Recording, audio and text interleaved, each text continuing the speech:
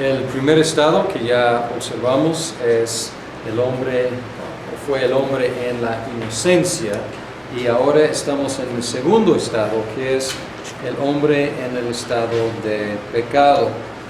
Y la pregunta inmediata es ¿cómo empezó el pecado? Porque si Dios creó al hombre y la mujer buenos, ¿cómo es que haya entrado el pecado? Y hay dos aspectos de esta pregunta. Una respuesta es más o menos fácil y la otra, yo diría, imposible. Una es, ¿cómo es que, o sea, qué evento histórico o qué eventos históricos causaron que el pecado entrara en el mundo humano? Y luego la otra pregunta es más difícil, y yo diría imposible, y es cómo haya sido posible, o cómo ha sido posible que el pecado empezara en un universo perfecto. Vamos a tratar de dirigirnos a los dos aspectos. Primero, lo fácil. ¿Qué eventos empezaron el pecado en la raza humana? Y como la historia cuenta en Génesis, Satanás empleó a la serpiente para engañar a Eva. Y aquí podemos ver que el pecado de la mujer y el pecado del hombre fueron un poco diferentes, ninguno más grave que el otro, el mismo pecado, pero la conducta de cada uno era un poco diferente, porque la Biblia enfatiza que a Eva fue engañada por la serpiente. Él trabajó con ella. El primero de Timoteo menciona esto en 2:15, pero la mujer, 2:14. Además, no fue Adán el engañado, sino la mujer. Y ella, una vez engañada, incurrió en pecado. Esto no está disculpando a Adán, simplemente está diciendo que su pecado no fue por engaño. Podemos decir que fue por rebeldía, y a lo mejor es peor aún siendo por rebeldía, pero no fue tanto por engaño. Y aquí podemos ver el proceso en Génesis 3 del engaño que utilizó Satanás, la serpiente, para engañar. Primero, plantó unas dudas acerca de la transmisión de la palabra de Dios. Porque si vemos el texto claramente, la prohibición fue dada a Adán. Por lo menos en la historia, la creación de la mujer es después del anuncio de la prohibición. Entonces empieza el engaño como plantando una duda con respecto a si Adán la haya transmitida correctamente. Y él pregunta, ¿de veras Dios ha dicho?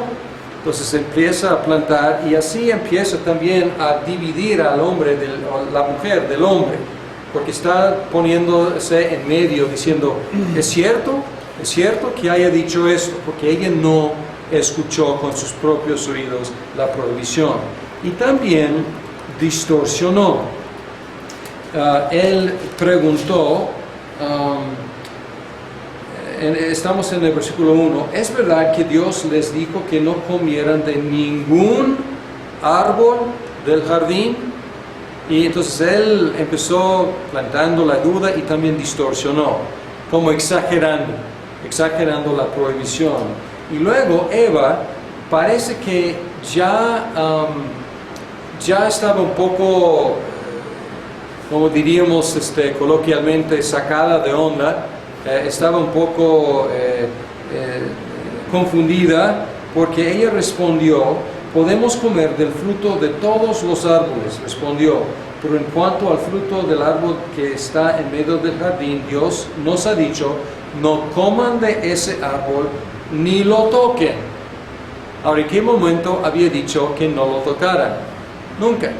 Entonces ella también agregó algo a la prohibición de Dios, haciéndola más estricta. Y luego ella dice que la serpiente luego llegó a negar, simplemente. Ya plantó la duda, ya distorsionó y luego negó. Y dice, no es cierto, no van a morir. Y aquí contradice a Dios. Y luego él imputa a Dios unos motivos ulteriores, unos motivos viles y bajos, diciendo, Dios sabe muy bien, cuando coman de ese árbol se les abrirán los ojos y llegarán a ser como Dios, conocedores del bien y del mal. Y luego, en este momento podemos ver algo absurdo acerca de esta tentación, porque Él dijo que Dios tiene miedo de que ustedes lleguen a ser como Él. Pero ¿qué acabamos de ver? ¿Quiénes en toda la creación eran como Dios? Adán y Eva. Entonces la respuesta habría sido, lárgate, Satanás, porque ya somos como Dios, ya somos su imagen. Pero entonces fue en un sentido una tentación absurda, diciendo a la imagen de Dios que pueden ser como Dios. Pero funcionó en este caso. Y Eva actuó de acuerdo con observaciones personales acerca del árbol, en lugar de actuar en base sobre lo que Dios había dicho. Dice que la mujer vio que el fruto del árbol era bueno para comer, que tenía buen aspecto y era deseable para adquirir sabiduría. Así que tomó de su fruto y comió. Entonces ella empezó a tomar su propio criterio. Ella observó cosas y dijo, por eso voy a actuar. Y aquí estas observaciones a lo mejor no son muy originales, pero vale la pena mencionarlas porque podemos ver mucha semejanza en las tentaciones que nosotros encontramos en el camino y en nuestro propio autoengaño a veces, distorsionando, cuestionando por qué esta prohibición o por qué este mandato, y luego también basando nuestra decisión en observaciones, criterios personales, más que en lo que Dios ha dicho. ¿Por qué tanto énfasis en lo que la mujer hizo cuando este relato es el pecado de Adán? Cuando hablamos del primer pecado, muchas veces pensamos en Adán, no en Eva.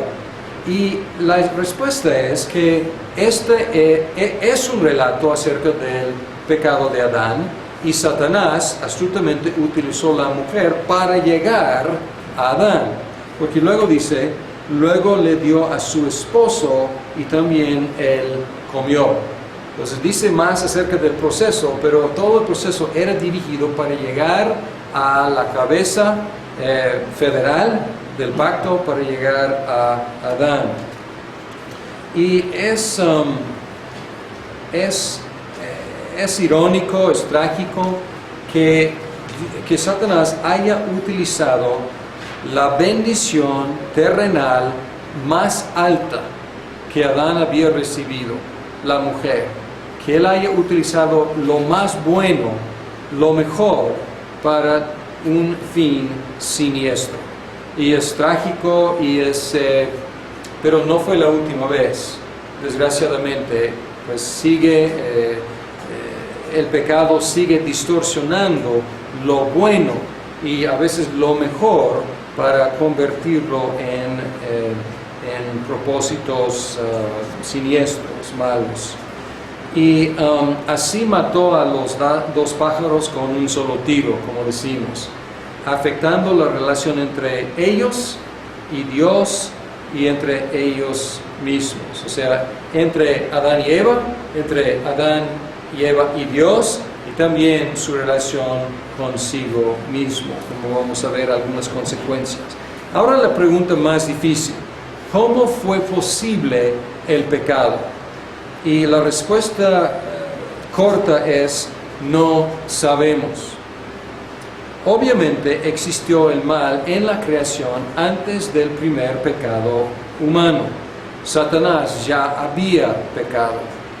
no, en este curso no vamos a hablar mucho de la angelología, el estudio de los ángeles, y de hecho no hay más que nada pistas en la Biblia acerca de los ángeles, pero obviamente Satanás ya había pecado, y la idea es que Satanás, uno de los ángeles, se rebeló contra Dios.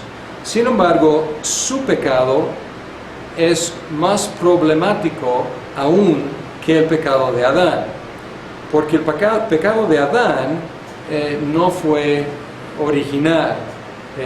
Ya existía maldad en el universo, ya hubo un tentador en el caso de Adán.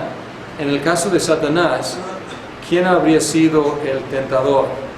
¿Cuál mal ejemplo haya seguido? ¿Quién le indujo? Y pues nadie. Obviamente no tenemos mucha información, sin embargo, si el pecado de Adán es problemático, el pecado de Satanás es aún más problemático. Y casi todos los teólogos, y casi todos los filósofos, y casi todos los seres humanos han reconocido la presencia del pecado en el universo. Frecuentemente se llama vagamente el mal, pero ninguno ha podido dar una explicación suficiente de cómo haya llegado a existir. Y es un problema, es un enigma que tanto los teólogos como los filósofos no han podido y probablemente no podrán resolver con la información que nosotros tenemos. Pues regresando a la historia, podemos ver algunas consecuencias del pecado. La conciencia del pecado personal, el conocimiento del bien y ahora del mal en una forma personal, con culpa, con vergüenza y con miedo. Y no tengo que relatarles en la historia con detalle, pero ustedes saben que ellos se escondieron, trataron de cubrirse y luego empezaron con la segunda consecuencia, la desintegración de las relaciones interpersonales. ¿Qué hicieron inmediatamente? Echaron la culpa. Adán, ¿qué hiciste? No, la mujer que tú me diste. Entonces una doble echada de culpa. Pues la mujer y tú, porque tú me la diste. Y luego la mujer, ¿qué dice? No, pues la serpiente. Y luego la serpiente no hay donde echar la culpa, ¿no? Pero una desintegración de relaciones interpersonales. Y luego el juicio divino. Y en el capítulo 3, 14 a 19, tenemos uno por uno el castigo sobre la serpiente, sobre la mujer y sobre el hombre. Y hay un castigo para cada uno. Sin embargo, no estamos llegando todavía a la gracia, pero aún en el castigo hay elementos de gracia. El protoevangelio en el 3:15, hablando de que su simiente de la mujer aplastará la cabeza de la simiente de Satanás. La primera predicación del evangelio, de que la simiente de la mujer iba a aplastar a Satanás. Pero también había desintegración personal. Hace 8 días hablamos de la desintegración personal llamada la muerte, en la cual la unidad fundamental del hombre es desintegrada. Y ahí pues hablamos de la dificultad de la dualidad del hombre, pues ya rota en dos partes distintas, pero no como un proceso natural. Aquí el polvo volviendo al polvo, cosa que no debía pasar, pero cosa que pasó. Y luego la culpa, otra consecuencia, no solamente para Adán y Eva, aunque nosotros podemos identificar aquí el mismo sentimiento, ¿no es cierto? O sea, cuando pecamos podemos identificar la culpa, la vergüenza, el miedo, podemos ver el efecto del pecado en nuestras relaciones, los unos con los otros. Nosotros cada día estamos en nuestro trabajo como hombres, también mujeres, estamos viendo que la tierra ha sido maldecida y es frustrante trabajar y produce espinos y cardos y con el sudor de nuestra frente ganamos la vida y luego volvemos a la tierra de donde fuimos sacados. Pues vamos a experimentar también la desintegración personal. Pero además hay consecuencia universal para la humanidad, la culpa y la corrupción de la raza humana. Y la culpa, como Berkov señala, la culpa tiene dos sentidos. Culpabilidad, es decir, que lo hemos hecho, hemos cometido, es el estado de haber cometido un pecado. Y luego también responsabilidad ante la ley. Y nosotros utilizamos coloquialmente la cuestión de culpa en estos dos sentidos. Yo soy culpable, quiere decir que yo cometí el pecado. O puedo decir, un acusado delante de un tribunal puede decir, yo soy culpable, que quiere decir, me condenaron, me sentenciaron por tener responsabilidad delante de la ley. Entonces es la culpa que pasó a toda la raza humana. La corrupción también pasó a toda la raza humana. Y hay dos sentidos. La corrupción es universal en sentido de tocar toda la raza humana y es total porque toca a cada ser humano en todos sus aspectos. Y aquí podemos pensar en Romanos 1 al 3. El argumento de Pablo en estos 3 capítulos es la universalidad y la totalidad. Universalidad, cada ser humano. Totalidad, cada parte de cada ser humano. Y en la conclusión de este argumento en Romanos 3, 9 al 18, aquí vemos la universalidad y vemos la totalidad. Y en el versículo 10, aquí está citando de la Biblia del Antiguo Testamento, no hay un solo justo, ni siquiera uno. No hay nadie que entienda, nadie que busque a Dios. Todos se han descarriado, aún se han corrompido. No hay nadie que haga lo bueno, no hay uno solo. Esto es la universalidad, cada ser humano.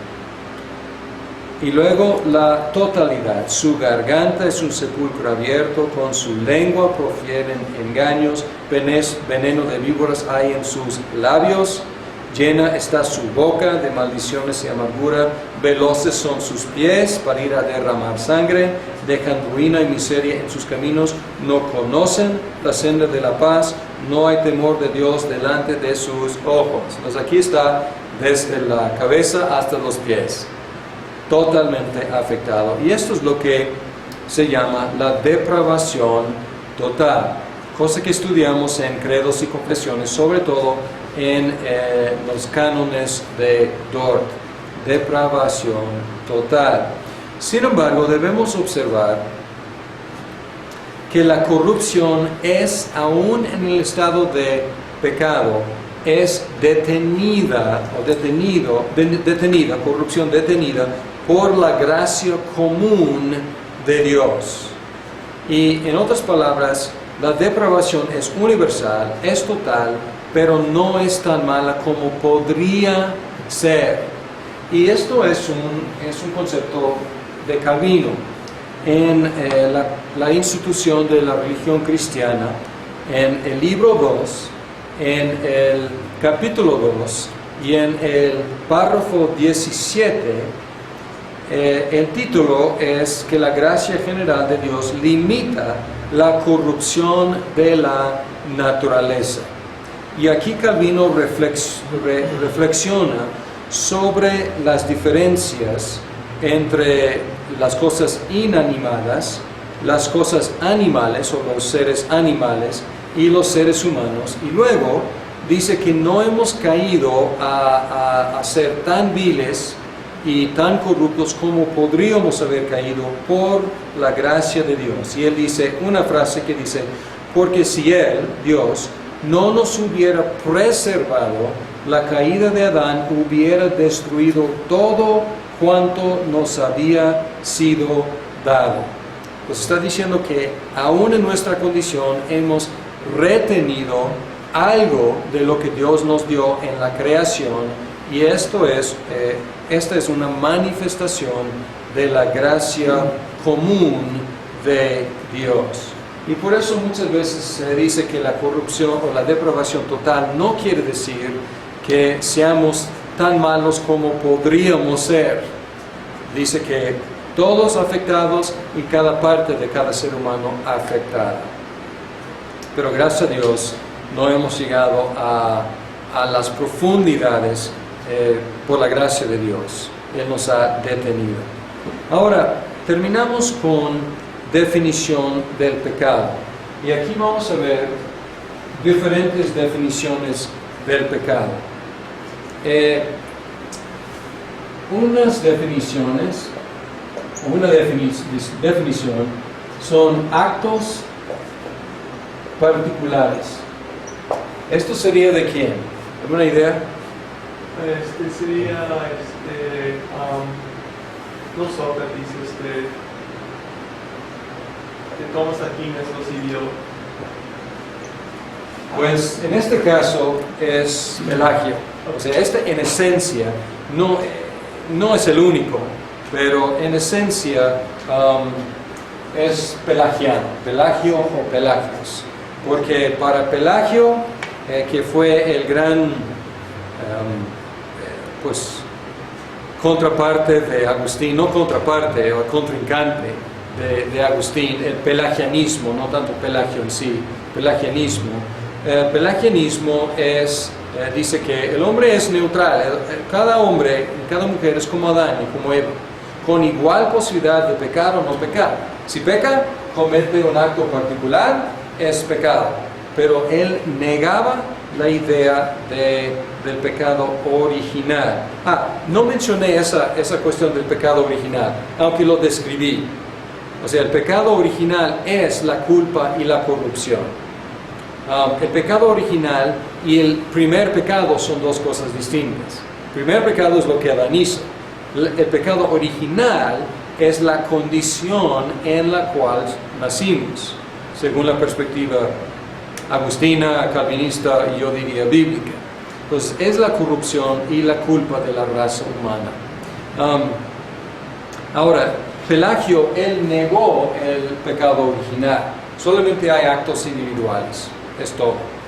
Y Agustín, el que desarrolló la idea del pecado original, él tenía algo en su definición del pecado muy interesante. Él decía que el mal es simplemente la privación del bien. Y esto es muy ingenioso esto, porque si preguntas a Agustín, ¿qué es el mal? En un sentido, él diría, no es nada. No es una sustancia en sí. Es más bien la ausencia, la privación del bien. Y la cosa que él no quería, él había sido maniqueo con bien y con mal, como un Dios bueno, un Dios malo, en contradicción y en una pelea eterna. Y él ya como cristiano, él obviamente no quería seguir con ese esquema. Entonces no quería darle mucho crédito al mal como si existiera en sí.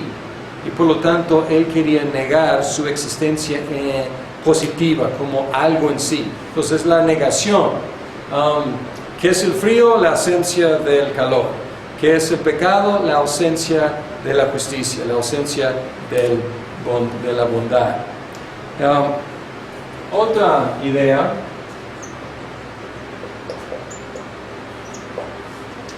es de Tomás Aquino, que el pecado es egoísmo. Y pues estar enfocados en nosotros mismos y no enfocados en Dios, no enfocados en el prójimo. Y otra perspectiva es de Trento, es la perspectiva de la iglesia romana después del concilio de Trento. Y aquí es una distinción interesante, y es la pérdida de la tendencia de hacer el bien.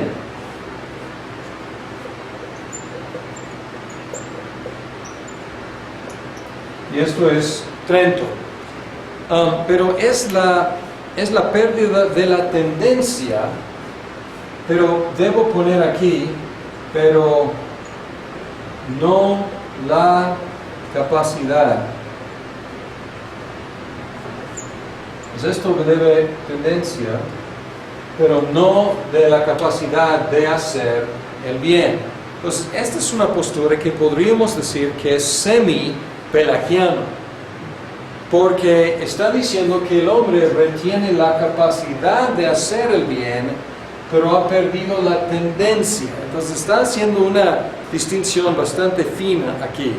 Su tendencia ya no es hacia hacer el bien, y en ese sentido están siguiendo a Tomás Aquino y están siguiendo a Agustín, pero están diciendo al mismo tiempo que tiene la capacidad de hacer el bien todavía. Entonces aquí están siguiendo a Pelagio. Entonces es una postura semi-pelagiana. Y luego hay otra postura que es orgullo, falsedad y pereza. Y esto es de Karl Barth. Bien. Y obviamente podemos apreciar mucho de lo que está aquí en la lista. Sin embargo, la perspectiva bíblica, la perspectiva reformada, es que el pecado se define con referencia a Dios y su ley. El pecado es contra Dios. ¿Se acuerdan en el Salmo 51 cuando David confesó su pecado? Él dijo que he pecado contra ti. Y ahí reconoció que el pecado se define teológicamente. Y es un problema con algunas de estas definiciones. No son definiciones teológicas, no tienen su referencia a Dios. Si yo soy egoísta, ¿qué tiene que ver con Dios? ¿Por qué el egoísmo es malo? O sea, tenemos que recurrir a la ley de Dios que dice ama a Dios y ama a tu prójimo, y el egoísmo ahora es una transgresión de esa ley de amor. Pero en sí, simplemente decir egoísmo realmente no es suficiente. Por ejemplo, el Catecismo Menor 14 dice, ¿qué es el pecado? Y la respuesta, el pecado es no conformarse a la ley de Dios o desobedecerla. Y hay dos tipos, vamos a poner aquí de Westminster, la postura reformada, es transgresión de la ley de Dios. Y hay dos maneras de transgredir la ley de Dios. Hay, no hay mucho lugar, pero plumón negro es postura reformada. ¿Okay? Entonces aquí hay omisión y hay comisión. Omisión es falta de conformidad. Omisión es no hacer lo que Dios ha dicho que debemos hacer. Por ejemplo, como mencioné con el caso de egoísmo, Dios dice, ama a tu prójimo, y no amo a mi prójimo. Yo he omitido algo que Dios me dijo que hiciera. Comisión es hacer lo que Dios ha prohibido. Y es la segunda parte aquí. Dice, ¿qué es el pecado? El pecado es no conformarse a la ley de Dios o desobedecerla. Es hacer algo que Dios ha prohibido. Entonces, el primer pecado de Adán y Eva, ¿qué fue? ¿De omisión o de comisión? Comisión, exactamente. Dios había prohibido y ellos lo hicieron. Si ellos hubieran, digamos, no trabajado, no cultivado, habría sido un pecado de omisión. Pero lo que hicieron primero fue comisión. Y así, aquí en la definición de Westminster están cubiertos los dos aspectos. Y podemos decir que el pecado en este sentido es un mal real. Aprecio lo que Agustín quiso hacer, como no dar mucho crédito al pecado, tratar de negar en un sentido su existencia. Sin embargo, es muy difícil hacerlo. Y la comisión de un acto es algo real. La omisión de un acto a lo mejor es más difícil verlo como algo que exista, pero el pecado es un mal real, no simplemente la privación del bien. Sin embargo, hay algo de verdad en estas perspectivas. Un acto particular es un pecado si es contra la ley de Dios. Entonces, no está mal en lo que afirma, está mal el pelagianismo, en este caso, en lo que niega, que es la tendencia, la corrupción, la culpa, el pecado original. Igual con Agustín, es cierto, si el bien es amar a mi prójimo y no lo amo, este pecado de omisión es la privación del bien. Entonces no está mal la definición, pero cabe mejor con cuestiones de omisión que con cuestiones de comisión. Es difícil ver cómo la comisión es simplemente la privación del bien. Egoísmo, Tomás Aquino, pues claro, mucho de nuestros pecados, la fuente de los pecados es nuestro egoísmo. Amamos a nosotros mismos más que a Dios o al prójimo.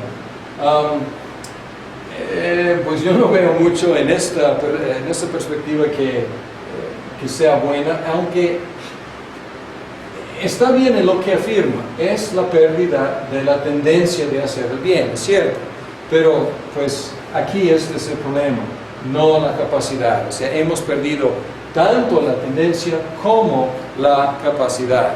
Y Karl Barth, no sé por qué haya escogido estos tres en particular, pero son tres muy comunes, ¿no? Mucho pecado es cuestión de orgullo, es cuestión de falsedad, o es cuestión de flojera, pereza. Entonces, como digo, no son necesariamente equivocadas estas definiciones, pero son otra vez reduccionistas. Y la definición reformada es más robusta y puede abarcar las demás, o lo bueno de las demás definiciones. Hay unas diferentes perspectivas sobre el pecado, y esto viene de un profesor mío, Sinclair Ferguson. Y quiero leer su definición, diferentes más bien facetas, diferentes aspectos del pecado. Y él utiliza una palabra que voy a utilizar, anomía. Anomía, nomía, que nomos es ley, pues anomía sería contra la ley o sin la ley. Pues voy a leer estas perspectivas. Con referencia a la ley de Dios, el pecado es anomía. Con referencia a la meta de Dios para la humanidad, el pecado es perder el blanco. Con referencia a la autoridad de Dios sobre la humanidad, el pecado es rebelión. Con referencia a la santidad de Dios, el pecado es suciedad. Con referencia a la justicia de Dios, el pecado es culpa. Con referencia a la comunión con Dios, el pecado es muerte. Se me hace que estos varios aspectos nos dan las diferentes facetas de lo que es el pecado en todo lo feo que es. Pero no quiero concluir con la muerte. Mencioné la muerte como la última faceta, pero para no concluir con la muerte les recuerdo que la paga del pecado sí es muerte, pero la dádiva de Dios es vida eterna en Cristo Jesús. Y esta es la buena noticia que vamos a tocar llegando al hombre en el estado de gracia.